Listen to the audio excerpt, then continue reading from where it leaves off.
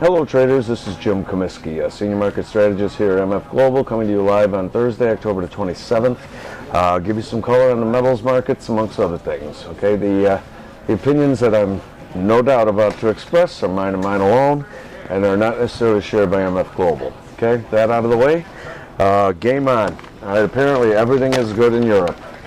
Okay, but you know, as I get into my rant, you're going to find out that I really, that's the hell, oh God, you know my sarcasm at this point if you've been following me. Okay, I'll give you numerous reasons why this is not end game yet in Europe. Gold up $25.40, 1748.90. The silver is currently at $35.27. That's up $1.96. Huge move in silver. Crude up 376 to 93.96. The greenback is getting smoked. It's down 145 ticks to 75.02.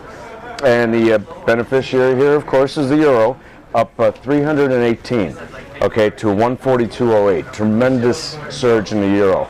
S&Ps are up 44. Dow Jones up 360. You know, apparently it's all good. Even the grains are rallying now. Wheat up 25, corn up 16, beans up 25. The bond, okay, so here we're getting an interest rate spike. All right, the bond is down 310. That's a tremendous sell-off in the long bond. All right, so the bullet points, the talking points.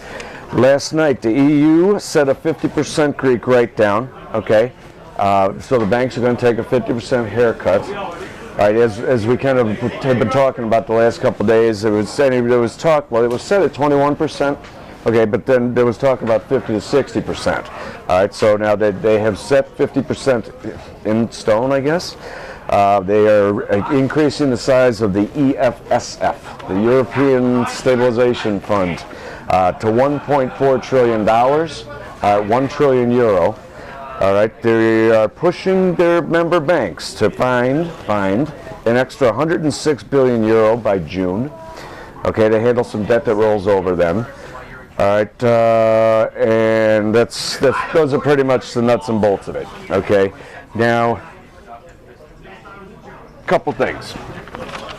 First of all, again, before I get into why this isn't going to go away, okay, I want to, your next big event, your next big headline, your next big mover and shaker here, okay, once this gets absorbed, and the devil is in the details, all right, make no mistake about it, the super committee, okay, this committee of, I believe it's composed of 7 members of the House and Senate, and basically their job is to come up with a way to save, I believe the arbitrary amount was $1.7 trillion in savings, or it might have been $1.5 trillion in savings that they were to come up with by roughly Thanksgiving.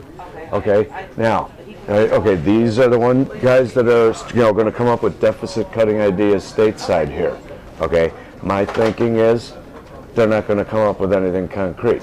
You know, they might, well, and you know what, maybe they should, but they might go after like defense spending and things of that nature, or foreign aid or things like that. But as this now gradually takes, you know, bottom drawer, all right, the super committee is coming right up here, and so every word out of the super committee is going to move and shake markets. Make no doubt about it. That's a prediction on my part. Well, in my humble opinion. Okay, there was a really good comment, and I want to go to this. Well, there's a lot of really good ones, actually. After this EU crisis, what other elements are there to continue fueling the rise in gold? Is there any fundamental change slowly happening now that could result in the eventual crash of gold? Melting eyeballs. Thank you for your comment. The EU crisis isn't going away, and again, I'll hop on board to that. I'll hop on board that in a second. St. Paul's info is complete BS. This from Guild 40. Thank you, sir. Thank you, matey. Live from London, no doubt. It's still conducting weddings, but the Main Street media fails to mention that part. Okay, you got to have boots on the ground to know this kind of stuff. Thank you. I do pose a question at some point, Mr. Mayo. I do pose a question. At some point, this game of musical chairs will end. What do you believe the new model for monetary policy will be? I'm wondering if the actual people of all countries will understand Keynesian economics is not a good idea. Well, some of them do.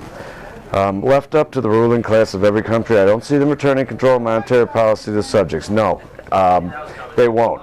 Right? The world central banks are far too entrenched and far too powerful at this stage. Too many egos involved and too much money involved. Okay, so but you know, a return to some sort of say gold standard, silver standard, metal standard, you know, is conceivable. All right, but you know, in terms of short term, no, the musical chairs, it hasn't ended yet. I mean, in fact, we're basically like in the 5th inning of a 9-inning game. Okay, apologize if you can't hear me. The animals are getting a little restless. It's feeding time in about 20 minutes. Okay, now I just got done reading this is, well, all right, I'm now going to outline several reasons as to why I do not think that the Eurozone crisis is going away.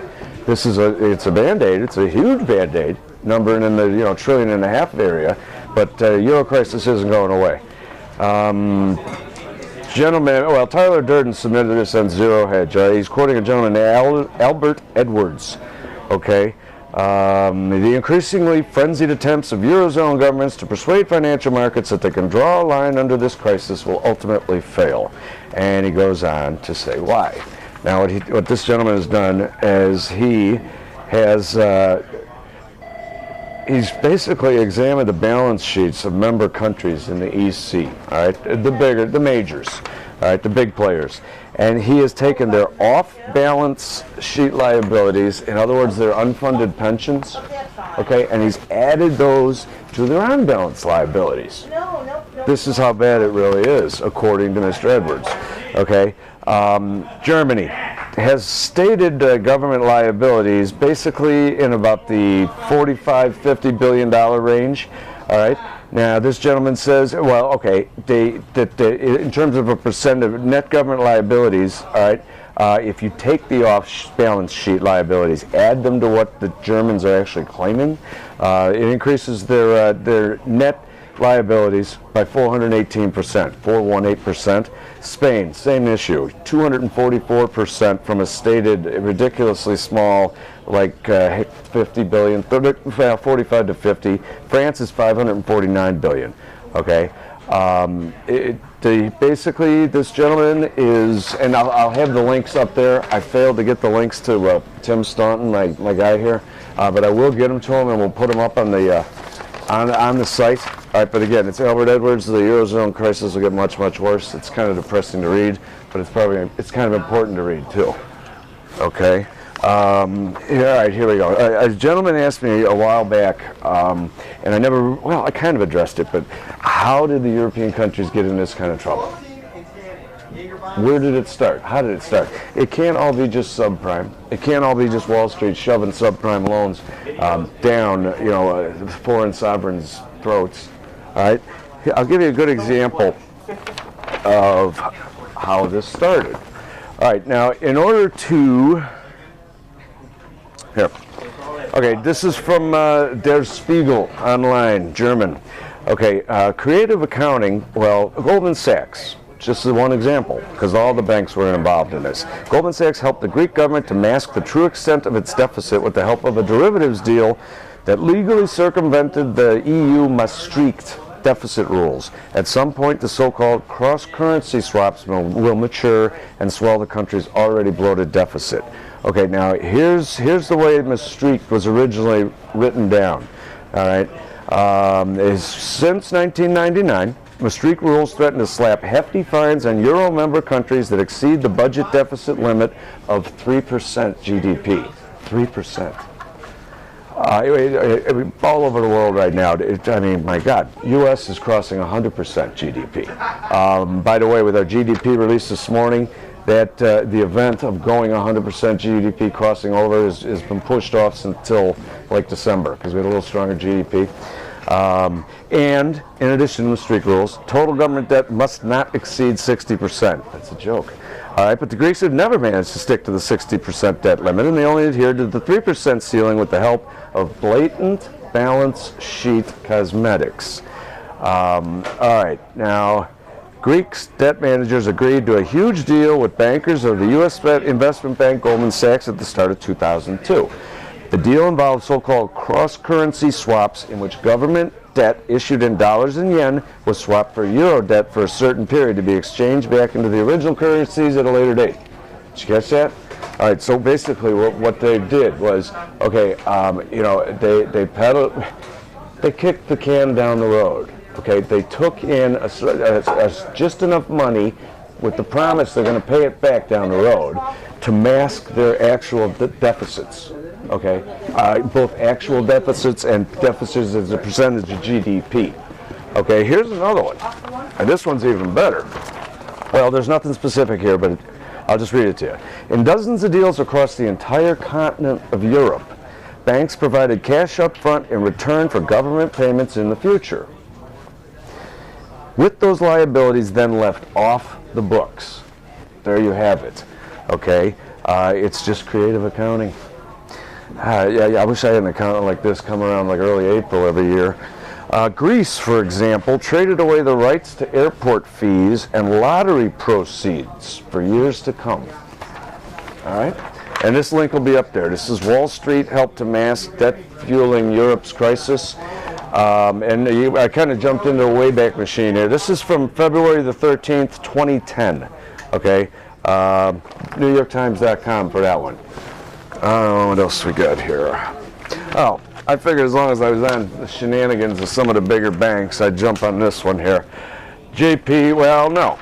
I'm kind of doing the Occupy Wall Street guys a favor. All right? This is a gentleman now, the Daily Beast. Shout out to the Daily Beast, Gary Rivlin. Okay, the 7 deadliest sins of the big banks.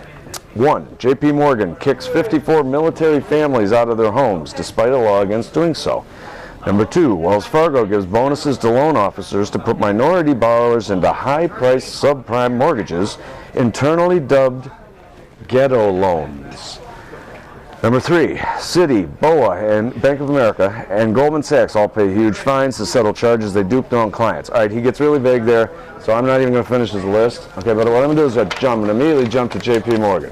Okay, and Jamie Dimon he's kind of like widely regarded as America's least hated banker. Did you hear that way that was phrased? Least hated banker, because none of them I love.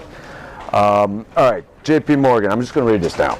Where to start? There's the $211 million fine JP paid in July to settle charges that it defrauded local governments in 31 states, along with the $130 million it returned to municipalities it was accused of duping in a municipal bond scheme. Okay? Here's another one. There's the $722 million in fines and restitution payments it made after JP Confederates were caught paying off officials in Jefferson County, Alabama. I remember this one, to secure a municipal finance deal that nearly bankrupted the county.